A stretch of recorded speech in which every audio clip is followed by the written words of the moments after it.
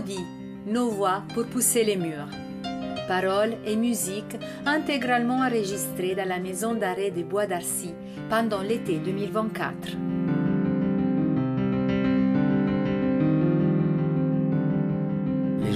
Les personnes y croient que c'est le fait d'être enfermé qui est dur. Pour ma part, non. C'est le fait que tu enfermes d'autres personnes avec toi. Malgré qu'ils sont dehors, quand ils marchent, ils pensent à toi, qu'est-ce que tu fais, qu'est-ce que tu sais, qu'est-ce que tu sais. Je suis incarcéré avec ma femme, je suis incarcéré avec mes enfants, je suis incarcéré avec ma mère, je suis incarcéré avec mes frères et sœurs, je suis incarcéré avec mes amis. Mais chacun avec un périmètre. Moi, mon périmètre, c'est 6 mètres carrés. Leur périmètre, c'est ça. Et ils sont incarcérés à cause de moi parce qu'ils pensent tous les soirs à moi.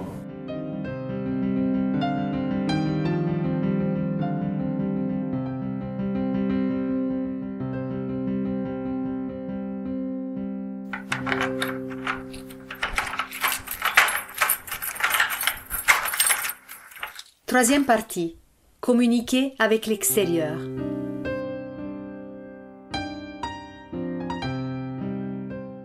Le parloir. On l'attend ce parloir.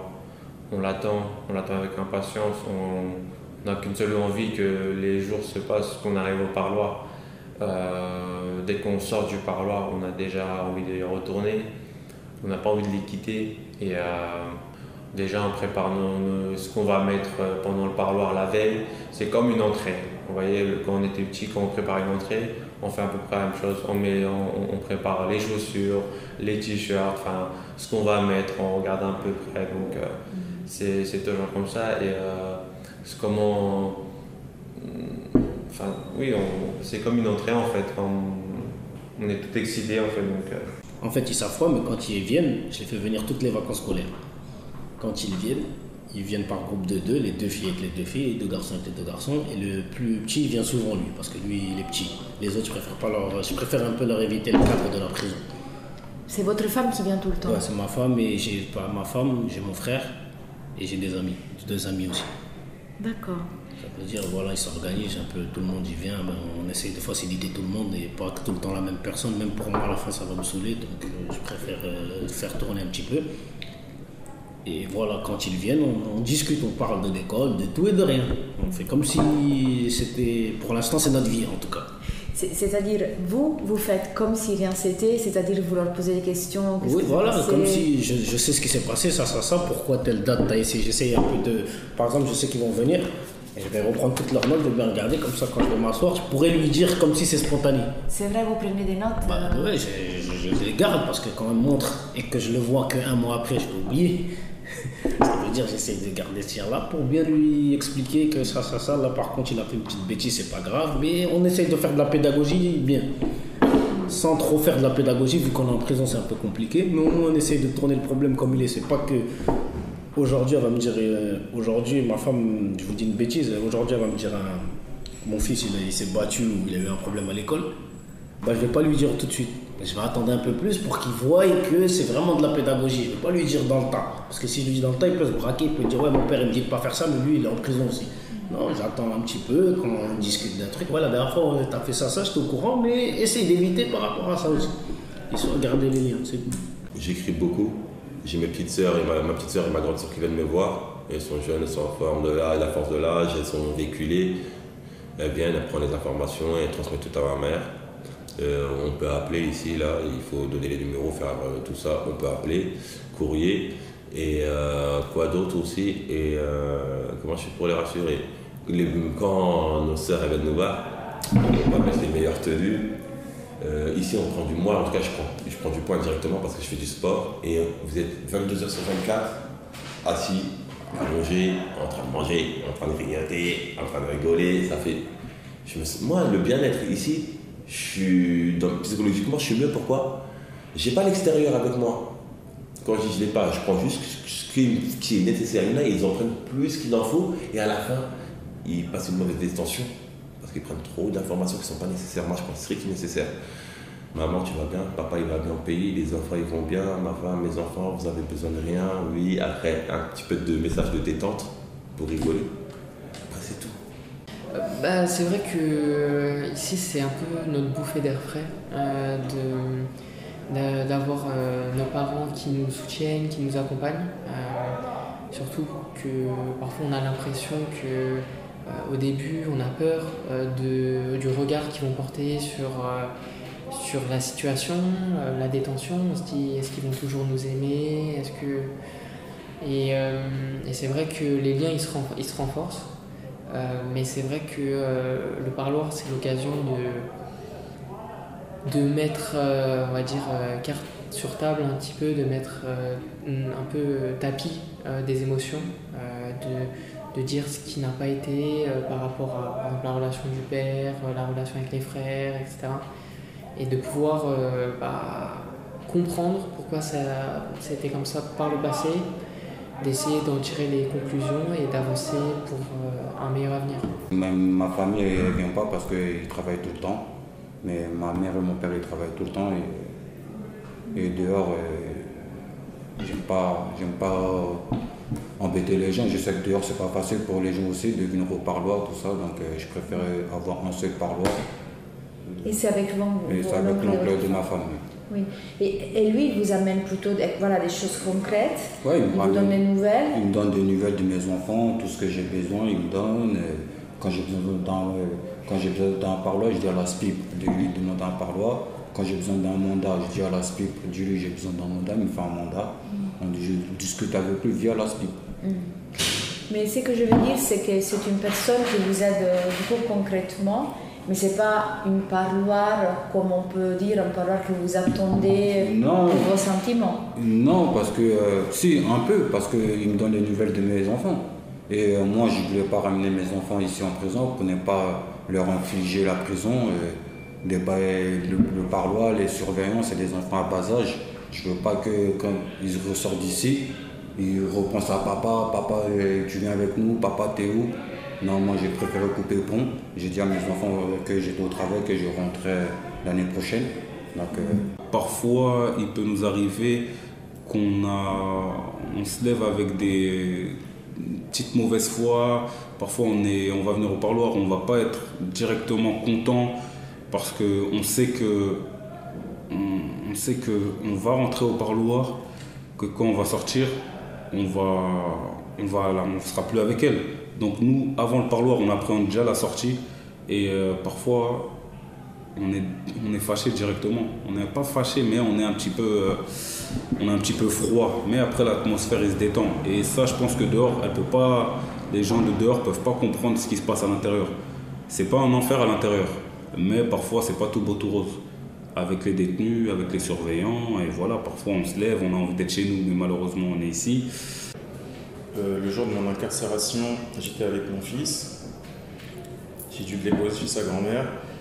Et ensuite, j'ai été incarcéré. Je pensais pas du tout que j'allais être incarcéré. Ça a été une grande surprise. Du coup, le fait de laisser mon fils, c'était comme un abandon. Je pensais le revoir très vite et finalement... ça a duré 26 mois. Il avait quel âge quand vous l'avez laissé? Il avait 2 ans. Et aujourd'hui, il vient me voir au parloir avec ma femme. Il vient me voir au parloir. Il ne comprend pas trop où il est parce qu'il pense qu'il est au travail de papa. On ne lui a pas dit que j'étais incarcéré. Au-delà de ça, j'ai une autre fille avec une autre femme, une petite fille de 7 ans, que elle par contre, j'ai pas vue. Parce qu'avec sa mère, on ne voulait pas qu'elle vienne découvrir l'univers carcéral. Donc on lui a fait croire que j'étais en voyage en Afrique. Mais j'ai l'impression aujourd'hui qu'on aurait dû le dire dès le début. Parce qu'aujourd'hui, elle se pose énormément de questions. Je pense qu'elle a un sentiment de manque, d'abandon aussi. Même si j'arrive à communiquer avec elle tous les jours au biais du téléphone, mais c'est pas pareil que physiquement. avant chaque parloir, j'angoisse parce que je sais qu'on va devoir se séparer. Et du coup, ça m'enlève un côté réel du parloir avec lui, puisque je sais que 30 minutes ou 1 heure après, il sera parti. Du coup, je ne profite pas de l'instant présent. J'ai plus cette appréhension de quand il va partir. Et souvent, quand je suis au parloir, j'ai l'impression d'être dans un truc virtuel. Alors qu'ils sont là avec moi, j'ai ma femme avec moi, j'ai mon fils avec moi, mais j'ai l'impression que c'est virtuel en fait, comme si on était en visio. Et est-ce qu'il y a des personnes qui viennent vous voir Non. Personne. Mais parce que vous n'avez pas obtenu le parloir ou c'est parce que... Non, c'est une décision personnelle, je préfère communiquer avec la cabine. Oui.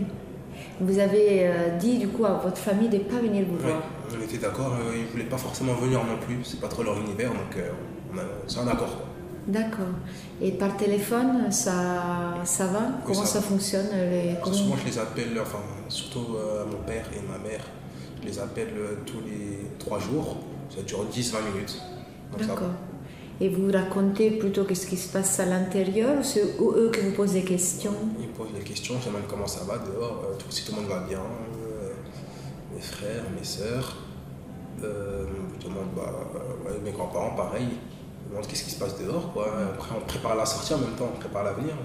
À chaque fois que ma femme et mes enfants viennent, ils ne se sentent pas à l'aise parce que ils voient autour d'eux, ils disent mon papa il côtoie des gens dangereux, ça fait qu'ils n'ont pas tout, quand ils veulent me dire quelque chose, ils ont tendance à bloquer dessus, ils ne savent pas comment me parler, surtout mon fils quand je suis au parloir, il ne sait pas comment me parler parce que il voit la prison, il voit les barreaux, il voit les détenus, comment s'il doit dire ici ils sont sévères, ça fait qu'il ne trouve pas les mots pour me rassurer, pour me dire bien, des fois il est braqué sur lui-même parce que je sais que c'est pas dans ses habitudes je sais qu'il n'est pas tout à fait normal quand il rentre en prison, quand il voit la prison comme ça, tous ces barreaux. Tu arrives ici, tu repars en pleurant, moi j'ai une double peine. Et c'est dur quand je vois ma femme, je sais comment elle est d'habitude, comme si mon couple, il s'éclatait de jour en jour. Comme si mon couple, il se démolissait à chaque fois que je la vois. À chaque fois que je la vois, c'est jamais pour rassurer, elle est toujours dans la pression dans sa tête, quoi. En fait, on parle, mais on parle des choses de la vie, de l'extérieur. Je parle rarement de l'intérieur, parce que je ne veux pas qu'elle puisse s'inquiéter ou qu'elle puisse dire ouais, mais c'est pas normal, que le truc. Je préfère leur faire ressentir le bon côté de la chose que le mauvais côté de la chose, en fait. Et en même temps, ça me permet de les protéger, en fait. Et en fait, à chaque fois qu'ils viennent au parloir, c'est plus je joue avec ma fille, je discute un peu avec ma compagne, mais tout le noyau du truc, c'est ma fille, c'est ce qu'elle veut. Est-ce qu'elle veut que je lui lis un bouquin? Est-ce qu'elle veut qu'on joue? Et forcément, la plupart du temps, je la porte, on joue, soit on joue à cache-cache, soit on joue à l'avion.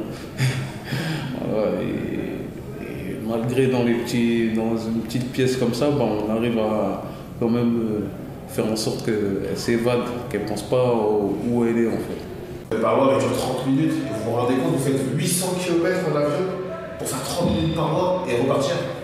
C'est très très très très dur. Et pour nous, et pour la famille, ils en souffrent. C'est même plus dur pour eux, parce que nous on rentre en cellule, on oublie, on passe à autre chose. Eux, il y a le trajet retour. Elle se dit, j'ai fait 800 km pour pouvoir le voir que 30 minutes. C'est horrible. Pour un parloir de 14h à 14h, elle part de chez elle à 10h, veut prendre le train, attendre le train, changer de train à Mantes-la-Jolie pour venir jusqu'à Bois-d'Arcy. Donc ça prend beaucoup de temps. En plus de ça, ils doivent être ici 40 minutes avant le parloir. Après, à passer tout le portique de sécurité, tout ça, des fois quand vous passez, surtout avec les femmes, le soutien-gorge, il y a des, comment ça s'appelle, des armatures, on va dire des trucs métalliques dans l'armature et tout. on leur demande de changer, de revenir comme ça. Mais en fait, toutes ces difficultés, voilà, c'est compliqué pour eux. Ensuite, ils doivent attendre en salle d'attente. On essaie toujours d'être joyeux en étant en parloir. D'un côté, on est obligé parce que si on montre les difficultés qu'on a en détention, déjà qu'eux, ils ne se sentent pas bien par rapport à nous, des choses comme ça, nous on rajoute en plus de... Surtout moi en fait. Si moi je rajoute mes difficultés de détention, ça va les compliquer encore plus, ils vont avoir encore plus, ils vont beaucoup plus y penser, s'inquiéter, et moi je ne veux pas ça. Déjà le fait que le temps soit limité, c'est très dur. Donc ça veut dire que l'échange il est très rapide, on n'a pas le temps de réfléchir tant à ce qu'on va dire. Mais c'est vrai que si tout serait possible, en réalité, je pense pas que ce soit des choses qui pourraient m'apporter. Mais le manque de ne pas être avec eux et d'avoir travaillé sur soi et de se rendre compte qu'on n'a pas tant profité, on ne s'est pas vraiment connu comme on se connaît aujourd'hui. Donc c'est plus du temps à passer à l'extérieur en fait. Et c'est là que ça devient plus dur dans la peine, c'est que lorsqu'on fait ce travail de déconstruction et reconstruction, c'est comme si on était en train de créer un cadeau, une relation, on va dire, meilleure qu'hier, mais on ne peut pas en profiter.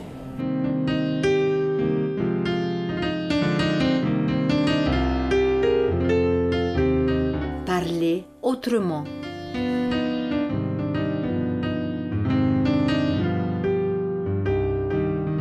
J'étais pas capable d'avoir une relation avec les enfants au téléphone.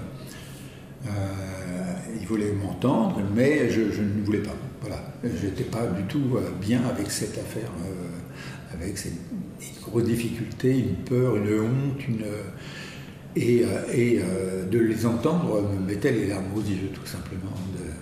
Et j'étais incapable de pouvoir maîtriser ça. Je sentais que je n'étais pas capable de maîtriser. Et qu'il n'était pas question que je les mette dans une situation d'inconfort, de tristesse Donc il m'a fallu du temps et ma femme m'a accompagné pour arriver à prendre contact au téléphone avec les petits. Ça a mis un peu de temps et il s'est passé d'abord par l'écriture. Voilà, c'est passé par l'écriture et le dessin. Moi qui ne dessine pas, les enfants m'ont demandé de dessiner un peu mon cadre, la façon dont je voyais mon cadre. Voilà.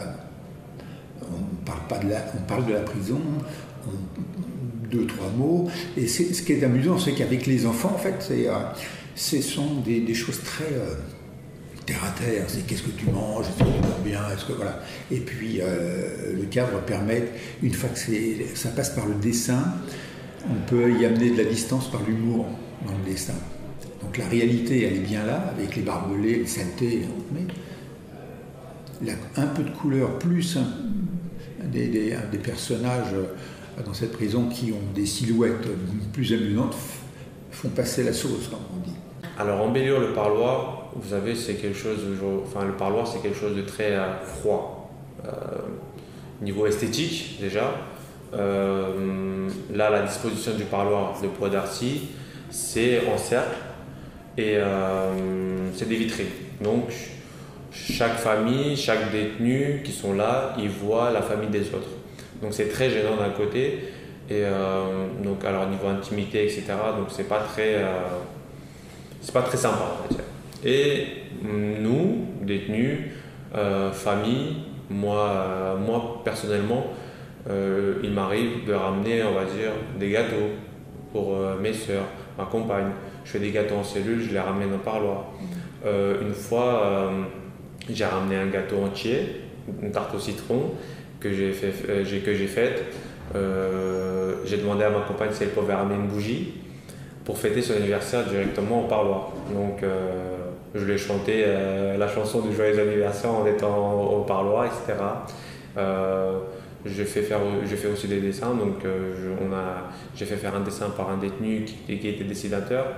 Donc un autoportrait d'elle et moi. je l'ai ramené au parloir. Je fais aussi parfois des poésies que j'écris par ma copine et je lui lis au parloir directement et je lui passe. Donc voilà, pour, on va dire, une relation, c'est comme du feu. Si on ne l'alimente pas, ça s'éteint. Donc si, bien sûr, il y a des paroles, on en parle, on dit qu'on les aime, on a beau dire qu'on les aime au téléphone. Enfin, les paroles, c'est bien, mais s'il y a les actes derrière, c'est beaucoup mieux. Mais moi, par exemple, pour mon cas, j'écris beaucoup des lettres et j'essaye un peu de mettre de la poésie, de mettre de l'émotion, de trouver des belles tournures de phrases pour parfois faire passer des messages, pour faire comprendre qui on a été, qui on aurait voulu être, pourquoi on en est arrivé là, ici en détention. Donc les lettres, moi je trouve que ça permet de découvrir une autre facette de nous-mêmes. Je disais souvent que ici on est un peu poète parce que on essaie d'embellir les mots pour toucher les relations qu'on a, les reconstruire, redonner vie, redonner du souffle et trouver les mots adéquats. Et on essaye d'enrichir notre relation en partageant des choses hors du commun, en faisant des jeux au parloir. J'essaye parfois de lui ramener de la nourriture de temps en temps au parloir. Elle goûte mes saveurs, elle voit que j'arrive à cuisiner. Parfois je fais des gâteaux peut-être on va dire au mois de janvier, et quelques mois après, le gâteau, quand je le fais, je me suis amélioré, donc elle voit que je me suis amélioré. Donc voilà, on fait des jeux comme le baccalauréat, moi et elle, au parloir, on fait ça. On fait un autre jeu aussi qui fait je te tiens, tu me tiens par la barbichette. On fait ça pour garder notre sens de la concentration, pour que voilà, on essaye de blaguer, tout ça et tout. On essaye d'avoir notre vie amoureuse, on essaye de la continuer. Et malgré que c'est un parloir qui n'est pas, c'est pas très, on n'a pas d'intimité pour se faire des câlins, etc. Du coup, on essaye de donner ce temps à ce parloir-là à d'autres choses. On se fait des câlins, des bisous, mais voilà, on essaye de mettre autre chose en pratique pour que justement on puisse préserver notre amour. Et moi, dans la détention, je peux être tranquille et elle dehors, elle peut être tranquille jusqu'à la suite du prochain parloir. Du coup, j'essaye de parler avec elle, mais favoriser les activités. Et j'essaie toujours de venir au parloir avec des choses. Je suis déjà venu avec un bouquet de fleurs. Je lui ai déjà offert un bouquet de fleurs pour qu'elle soit contente. Où vous avez trouvé les fleurs? C'est mon co-détenu, lui il est à la messe, et quand il revient de la messe, il leur donne des fleurs. Donc moi ce que je fais, je lui demande est-ce que je peux prendre des fleurs, et il me dit ouais. Donc je vais au parloir avec la main derrière dans le dos. Quand le surveillant il ouvre le parloir, tac, je lui sors le bouquet de fleurs, enfin c'est une fleur ou deux, je lui sors, parfois je me mets à genoux, je lui donne, et elle est timide, elle est un petit peu étonnée, elle est contente, et voilà. Exprimer ses sentiments autrement. Parce qu'ici, on est plus dans le... Dehors, on exprime nos sentiments en... Comment je peux dire ça? En ramenant la famille en vacances, en remplissant le frigo, en payant les factures, en ci, en ça. Ici, on ne le fait pas. Du coup, on est obligé de le dire. Et c'est plus dur pour nous de le dire que de le montrer. Le montrer, c'est facile. On paye les factures, on ramène en vacances. Chaque année, on va en vacances. Ils savent qu'on les aime. Mais là, vu qu'ici, on ne peut pas faire tout ça, comment leur prouver qu'on les aime? Comment vous faites? On leur dit. Alors que d'habitude, on leur dit pas. Et ça vous coûte? Ça me coûte pas, mais c'est un changement. Et à la sortie, ça va nous demander un travail sur nous-mêmes. Parce qu'on n'a pas l'habitude de le faire quand on arrive à le montrer. On ne sait pas faire les deux, souvent. Montrer et le dire, c'est deux choses que des fois on arrive à voir. Et c'est ce travail-là qu'on doit faire maintenant. Parce qu'ici, on ne le montre pas, on le dit. Donc peut-être qu'on va sortir en le montrant, on arrêtera de le dire.